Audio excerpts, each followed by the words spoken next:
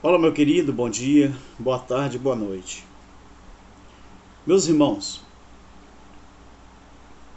eu quero fazer uma pergunta a você e você leve muito a sério o que eu vou falar aqui. Leve muito a sério. Desde que mundo é mundo, quantas guerras que você tem ciência de que já aconteceu no mundo? Quantas pandemias já aconteceu no mundo? Doenças nem se falam, né?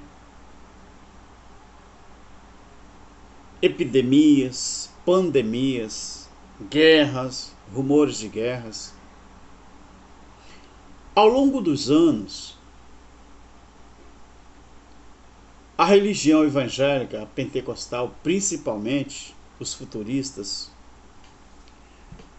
toda vez que surge uma guerra no mundo ou um rumor de guerra, eles têm o hábito de correr para as redes sociais, para as pregações nos templos e falar que Jesus está voltando.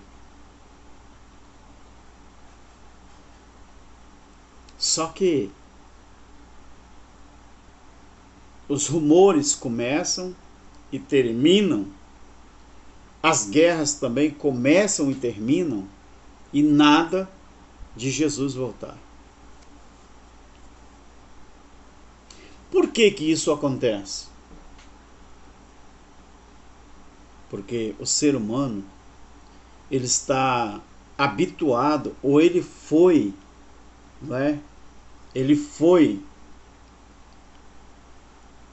vamos dizer, treinado, ele foi preparado para acreditar nessas coisas. Hoje nós temos, aconteceu no mundo a primeira grande guerra mundial. Depois nós tivemos a segunda grande guerra mundial. Mas desde o início dessas guerras, o povo evangélico, os líderes religiosos, isso é antigo, eles sempre anunciam para os seus ouvintes que Jesus estaria voltando. Nós tivemos a Segunda Guerra Mundial, que foi de 39, né, a 45, aonde milhões de judeus foram aniquilados, onde muita gente perderam as suas vidas e Jesus não voltou. Como foi anunciado pelos futuristas?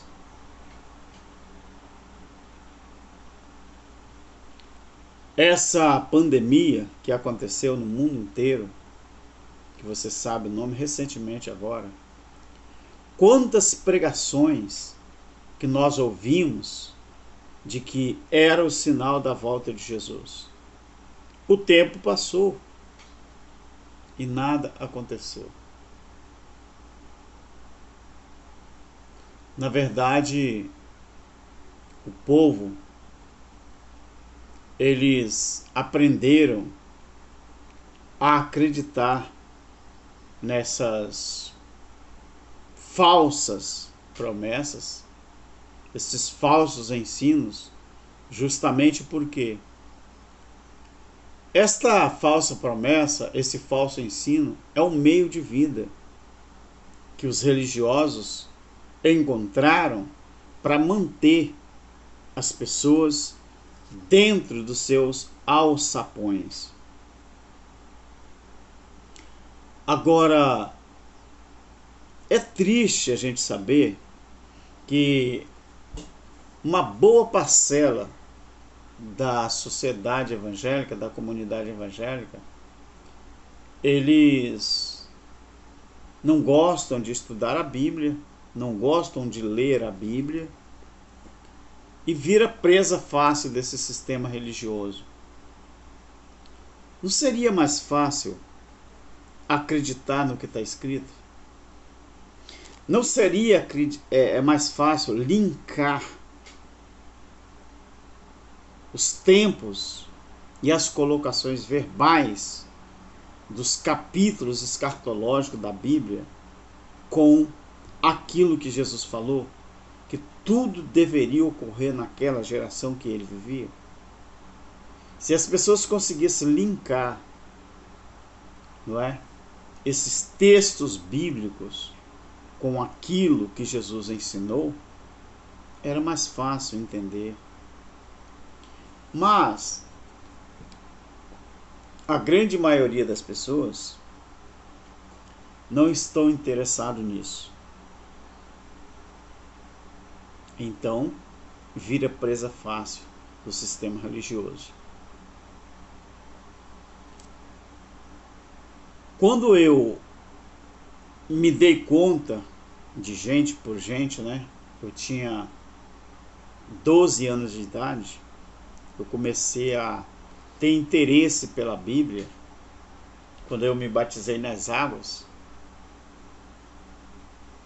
E como eu era filho de evangélico, eu cresci na igreja evangélica, me batizei, me tornei obreiros, né, diversas categorias, né, auxiliar de trabalho, diácono, presbítero, evangelista. Só que como pastor eu nunca aceitei. E ali eu fui aprendendo a acreditar que a Bíblia era do jeito que eles ensinavam. Você acha que eu tinha noção? E com 12 anos de idade, eu já devia ter feito o meu primeiro ano, não é? No colégio, primeiro grau, sei lá, primeiro ano, né? Que antigamente falava primeiro ano, primeira série, né? 12 anos. Minha mãe me matriculou, eu tinha 7 anos de idade, ia fazer 7 anos de idade. Então, com 12 anos de idade, eu acho que eu já tinha o segundo ano, segunda série, sei lá. Eu devia ter a segunda série já.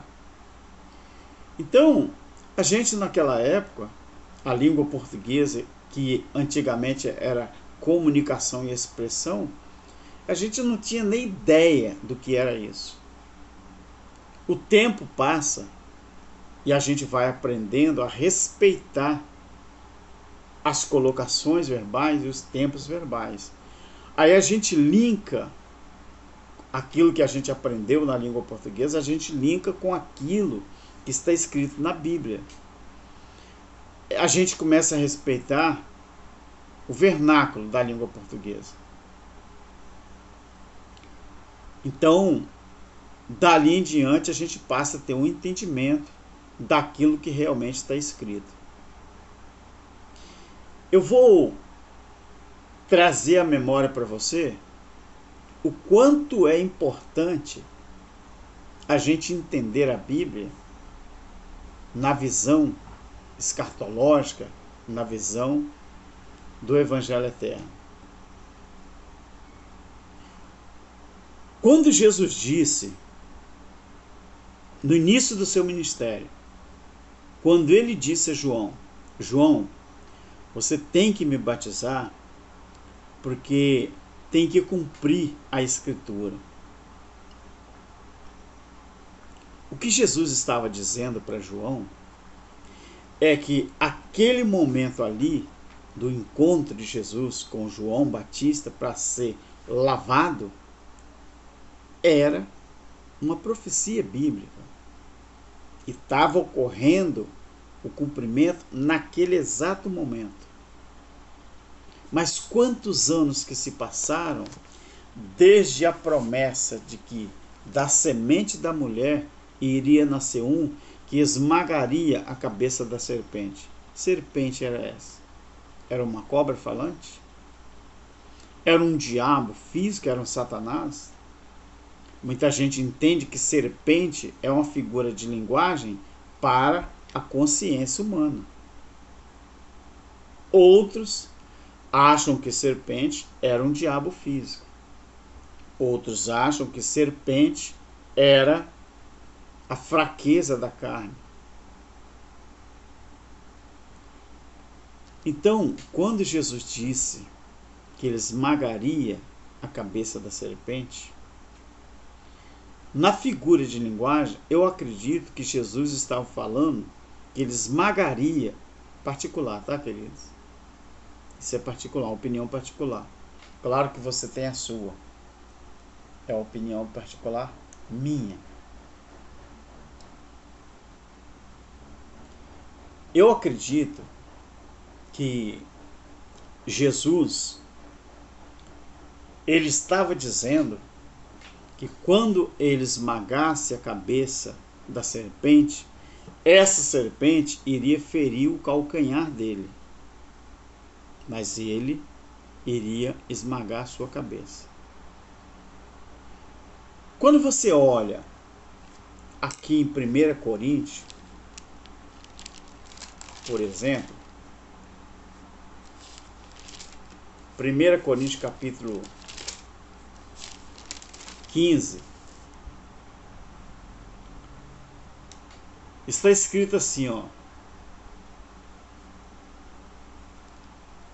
Preste bem atenção. 1 Coríntios capítulo 15, a partir do verso 52. Num momento, num abrir e fechar de olhos, ao soar a última trombeta. A última trombeta, ela está lá no Apocalipse.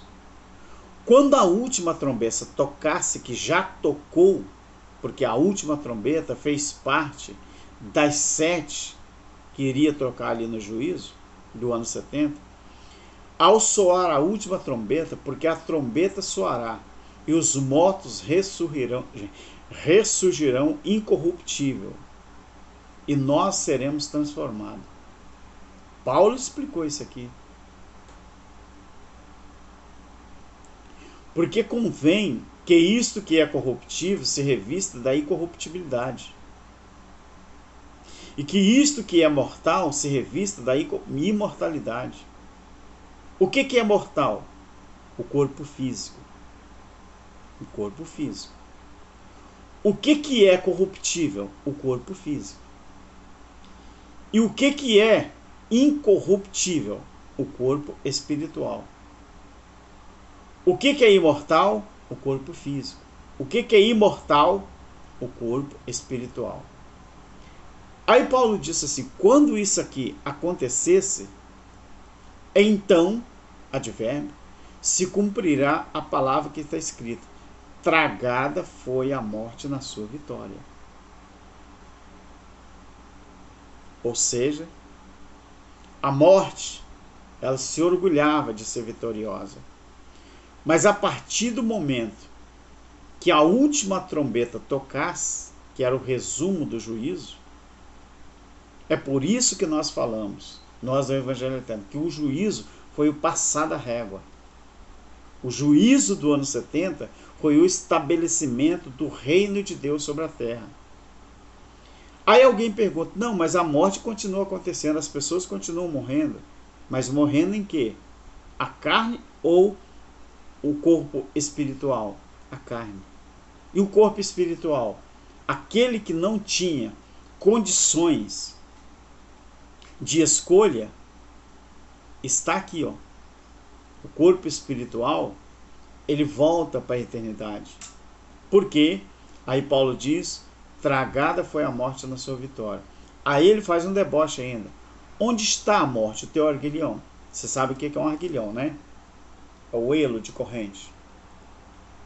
O que era o elo da morte? Era o arguilhão. E o que o arguilhão fazia? Prendia. Mas prendia quem? A Bíblia diz que antes de Cristo, Jesus morrer e ressuscitar, o que acontecia com quem morria na antiga aliança? O corpo, o espírito, não é? Não tinha condições de voltar. Ele ficava retido no paraíso. Por isso a Bíblia diz que quando Jesus ele foi ao céu, ele levou o cativo, quem estava no cativeiro, e deu dons aos homens. Onde está, ó morte, o teu arguilhão? Onde está, ó morte, a tua vitória? O arguilhão da morte, aí você vai entender, era o pecado. E a força do pecado era o quê? A lei. Você entendeu agora, querido? O arguilhão da morte era o pecado. E o pecado era o quê? A transgressão da lei. E isso fazia com que a força do pecado fosse a lei. Por que os pastores insistem em você, insistem para você, dizendo que você é pecador? Porque para eles a lei ainda existe. Para eles a lei ainda está em evidência. Por isso que eles olham para você e dizem que você é pecador. Porque a lei para eles não acabou com o advento do Cristo ressuscitado, com a manifestação do Filho do Homem. Aqui está, ó, a força do pecado era a lei. Quando acaba a lei, não existe mais transgressão, não existe mais pecado. E Cristo veio fazer o quê? Ele veio tragar a morte. O que é tragar? Passar a régua, acabar com ela. E a força, o arguilhão da morte é o pecado. O pecado segurava o judeu. O pecado, ele conseguia fazer o judeu de escravo. Mas quando Cristo veio, ele veio fazer o quê? Se o arguilhão da morte era o pecado, o que Jesus fez na sua morte com o pecado? Ele aniquilou a transgressão da lei. Por isso que ele veio para substituir o Cordeiro de Deus, João 29, que tira o pecado do mundo. Acontecendo isso aqui, ó, Paulo diz, mas graças a Deus que nos dá vitória por nosso Senhor Jesus Cristo. Aí ele dá um conselho para os irmãos, ali de Corinto. Portanto, meus amados irmãos, sede firmes e constantes, sempre abundantes na obra do Senhor, sabendo que no Senhor o vosso trabalho não é vão, ou seja, sabendo que não é vão o nosso trabalho no Senhor.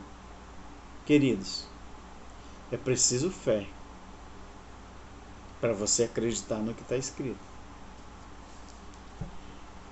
Deus, ele fez isso aqui através de Jesus, e você deve entender.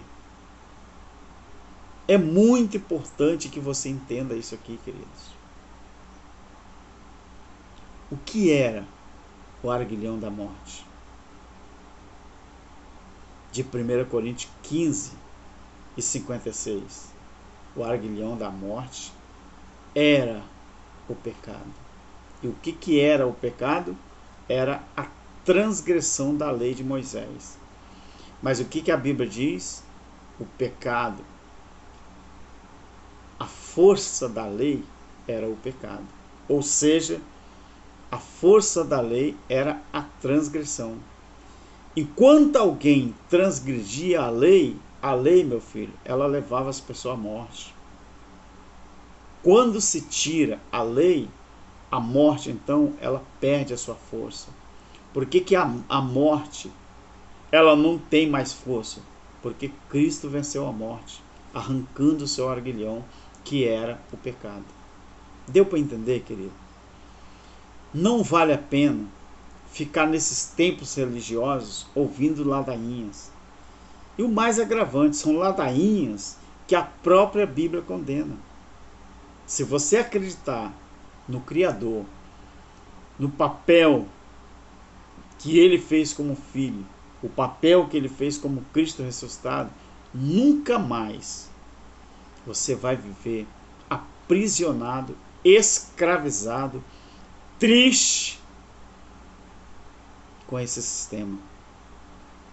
Você abandona eles e vai viver o Evangelho eterno segundo a palavra de Deus.